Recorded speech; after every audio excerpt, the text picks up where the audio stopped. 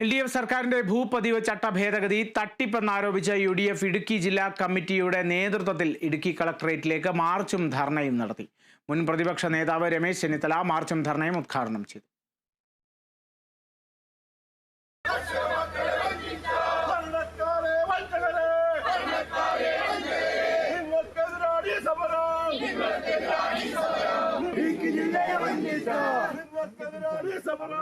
ഇടതുമുന്നണി സർക്കാരിന്റെ ഭൂപതിവ് ചട്ടഭേദഗതിക്കെതിരെയാണ് UDF ഇടുക്കി ജില്ലാ കമ്മിറ്റിയുടെ നേതൃത്വത്തിൽ ഇടുക്കി കളക്ടറേറ്റിലേക്ക് മാർച്ചും ധർണയും സംഘടിപ്പിച്ചത്.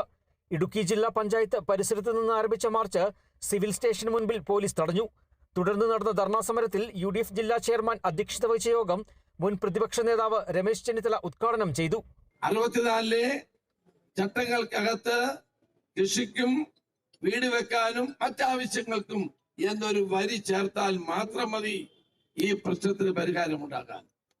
ഞാൻ നിങ്ങൾക്ക് ഉറപ്പ് നൽകുന്നു, UDF ഗവൺമെന്റ് അധികാരത്തിൽ വന്നാൽ ഇത് നമ്മൾ നടപ്പാക്കിയിരിക്കും എന്ന് ഞാൻ ഉറപ്പ് നൽകാൻ ആഗ്രഹിക്കുകയാണ്.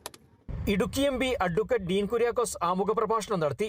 അഭിവാദ്യം അർപ്പിച്ച് UDF നേതാക്കളായ MJ Jacob, EM Agasthy, Roy K Paulose, S Ashokan, AP Usman, AK Mani, M Monichan, KA Siyad, KA Kurian എന്നിവർ സംസാരിച്ചു.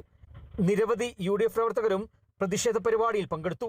Kerala vision news, Idukki.